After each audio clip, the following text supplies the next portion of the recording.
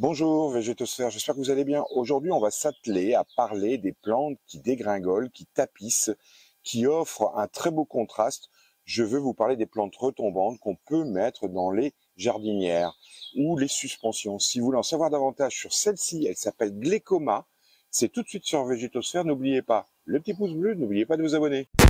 Shall we begin?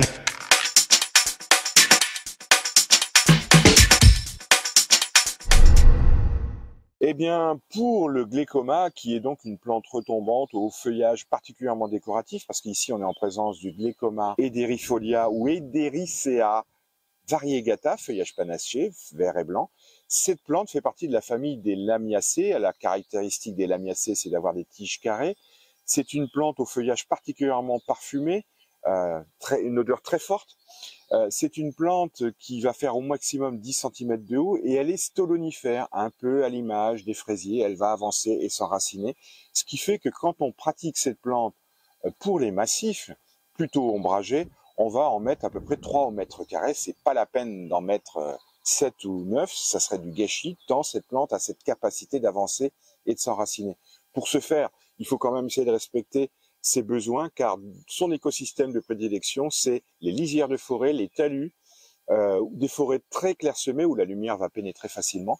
Et au sol, vous allez retrouver cette plante qui va avoir besoin d'une terre assez riche, assez humifère, assez fraîche et riche en azote, parce que la décomposition des feuilles va générer une certaine richesse en azote que ces plantes vont véritablement absorber pour pouvoir se développer encore plus vite. C'est une plante qui elle est cultivée comme annuelle, mais en fait, ça n'en est pas une. Hein. Vous l'avez compris, la version verte est parfaitement endémique en Europe, en France, sur tout le continent européen, jusque sur la partie Asie mineure, à condition d'avoir ces conditions d'écosystème particulières, fraîcheur, humidité, mais aussi sol très riche en azote. C'est une plante qu'on appelle le lierre terrestre, le glécoma, le glécome, la rondelotte, l'herbe de la Saint-Jean, et il y a encore quelques non vernaculaires qui vont être différents selon les régions de France. Le lierre terrestre est connu de tous les cueilleurs, de tous ces amateurs de plantes sauvages, car c'est une plante qui a eu un usage médicinal, médical il y a quelques siècles. Hein. On l'utilisait comme expectorante, on l'utilisait aussi pour soigner des plaies internes, mais aussi des brûlures. C'est aussi une plante qui est rentrée dans la conception des bières jusqu'à l'apparition du houblon. Elle avait des vertus du conservateur littéralement, donc elle était associée aux bières à partir du malt d'orge avant l'arrivée du houblon. Les tiges sont carrées comme toutes les lamiacées, les feuilles sont finement découpées en demi-cercle.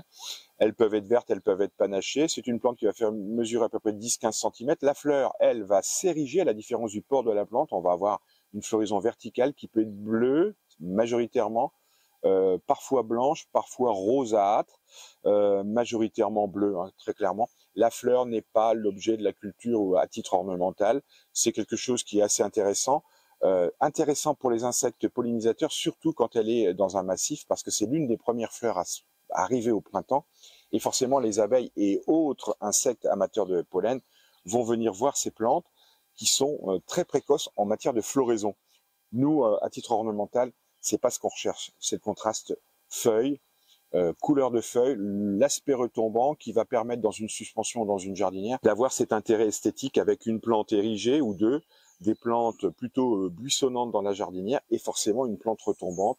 À ce moment-là, on a cet effet 3D qui permet d'avoir des jardinières équilibrées. L'effet de Camailleux en ajoutera davantage, car les plantes retombantes, ici on a un feuillage vert et blanc, le dichondra un feuillage gris, le plectranthus c'est un feuillage vert et jaune, il y en a encore plein d'autres comme ça, dont le but est de valoriser les plantes d'une jardinière ou d'une suspension pour l'effet retombant et le contraste apporté à ces petits décors. C'est une plante intéressante à l'époque pour la magie blanche. On disait que cette plante était revigorante, qu'elle allait apporter du tonus. On la mettait sous les couches des mamans, futures mamans, qui étaient dans les dernières heures avant d'accoucher. Ça leur donnait un peu de peps pour pouvoir assumer complètement le travail. Alors la culture, pour la culture en massif et au sol, c'est très simple. Aller plutôt vers les massifs ombragés, mi-ombragés. C'est là où elle va véritablement se développer avec un bon terreau et surtout du compost qui va permettre d'apporter un peu de cet azote. Un terrain frais, légèrement humide, lui permettra de se développer, voire même d'envahir elle a cette capacité d'être à un moment donné assez invasive. Pour les jardinières et les suspensions, un bon terreau-géranium avec un petit volume de terre de jardin, un engrais bio plutôt azoté. Pour conserver Glécoma, c'est extrêmement simple. Où que vous soyez, n'oubliez pas, la version verte est totalement rustique jusqu'à -25, -30. Il suffit pour les parties tempérées de France, de l'Hexagone, mais aussi pour le sud, de le laisser dehors, il n'y a pas de souci. Pour les parties, pour les régions au nord de la Loire, susceptibles de rencontrer des périodes de froid, et on en aura encore, même si ça se réchauffe, ces plantes peuvent être hivernées si elles ont d'abord séjourné dans une jardinière ou une suspension, elles peuvent être hivernées dans une véranda, dans une serre froide ou dans un abri de piscine, vraiment très facilement, il n'y a aucun risque de les perdre. Le feuillage va s'atténuer un peu, elle va pas être en croissance, à part si elle est dans un endroit à 10, 12, 14 degrés, elle va se mettre en repos végétatif littéralement. La multiplication, écoutez, s'il y a une plante qui est très facile à multiplier, un peu à l'image du fraisier, c'est bien le Glécoma parce qu'elle se multiplie toute seule. C'est j'avance, je fais une tige, je fais des racines, j'avance, je fais une tige, je fais des racines, il suffit de sectionner. C'est vraiment très facile de multiplier en découpant ces tiges, en les mettant à raciner ou tout simplement en les laissant s'enraciner dans le sol et vous prélevez après avec quelques embryons de racines et c'est parti, vous ferez des heureux. Soins, parasites et maladies. Glécoma est relativement facile à tout point de vue.